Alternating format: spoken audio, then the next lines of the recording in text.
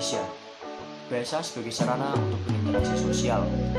Bahasa adalah ujaran, sedangkan bahasa Indonesia sendiri adalah alat komunikasi yang dipergunakan oleh masyarakat Indonesia untuk kegiatan sehari-hari, misalkan belajar, bekerjasama, dan berinteraksi sosial.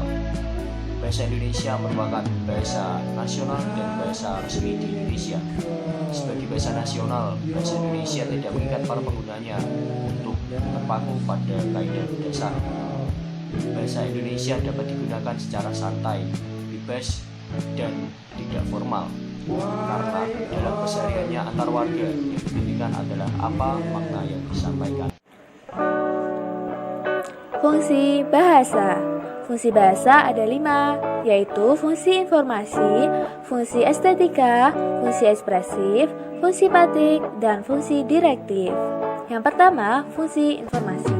Untuk menyampaikan pesan, menjelaskan berbagai hal, dan memberi informasi baru kepada pendengar. Yang kedua, fungsi estetik untuk menggunakan kata-kata sebagai alat seni puitis dan sebagai tanda-tanda tertentu. Yang ketiga, fungsi ekspresif untuk mengekspresikan perasaan kita, memahami kepribadian dan emosi pembicara. Yang keempat, fungsi patik, yaitu bahasa basi atau keakraban sosial, berfungsi untuk menjaga hubungan sosial, memulai dan melanjutkan percakapan. Dan yang kelima, fungsi direktif untuk mendorong tindakan atau reaksi tertentu. Selanjutnya adalah sifat bahasa. Sifat bahasa ada beberapa. Yang pertama, bahasa merupakan sebuah sistem. Artinya, bahasa merupakan susunan teratur yang berpola dan membentuk suatu hal yang digunakan sebagai komunikasi. Yang kedua, bahasa berwujud lambang. Bahasa merupakan tanda atau ciri khas dari suatu kelompok orang dalam berbicara. Misalnya, bahasa Jawa merupakan lambang dari suku Jawa. Yang ketiga, bahasa berupa bunyi. Bahasa dapat didengar karena diucapkan melalui mulut kemudian menghasilkan suara. Yang keempat, bahasa bersifat arbitrer. Arti dari arbitrer adalah sewenang-wenang atau tidak tetap. Yang kelima, bahasa memiliki makna. Suatu kata-kata dalam bahasa pasti memiliki makna tertentu dan mendalam. Yang keenam, bahasa bersifat konvensional. Artinya, bahasa ditentukan berdasarkan kebiasaan dan kesepakatan dari masing-masing masyarakatnya. 7. Bahasa itu bersifat unik. Bahasa dikatakan bersifat unik, artinya setiap bahasa mempunyai ciri khas sendiri yang tidak dimiliki oleh bahasa lainnya. 8. Bahasa itu bersifat universal, artinya ada ciri-ciri yang sama yang dimiliki oleh setiap bahasa yang ada di dunia ini.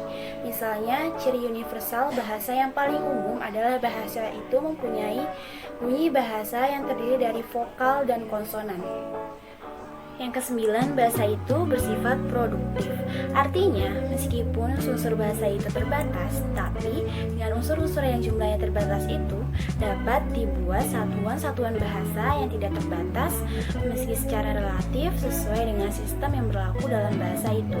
Misal, kita ambil fonem dalam bahasa Indonesia A, I, K, dan T. Dari 4 fonem tersebut dapat kita hasilkan satuan-satuan bahasa ikat I, K, A, T, kita KITA, kiat KIAT, dan kait KAIT. Yang ke-10, bahasa itu bervariasi. Anggota masyarakat suatu bangsa biasanya terdiri dari berbagai orang dengan berbagai status sosial dan latar belakang budaya yang tidak sama.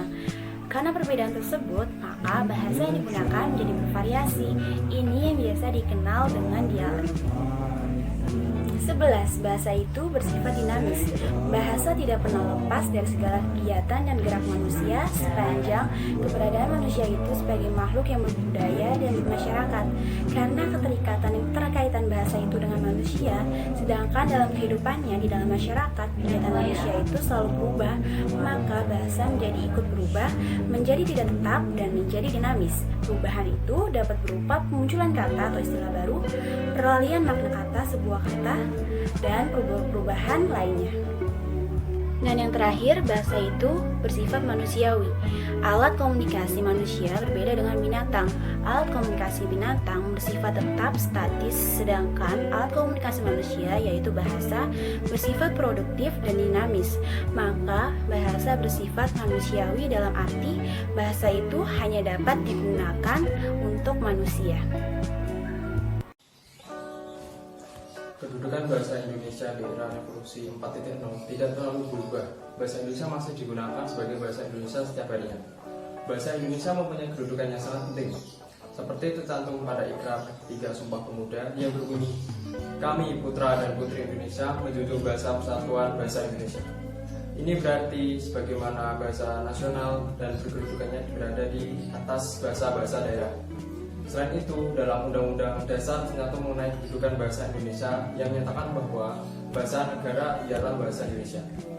Pertama, bahasa Indonesia berkedudukan sebagai bahasa nasional sesuai dengan Sumpah Pemuda di sidang kedua.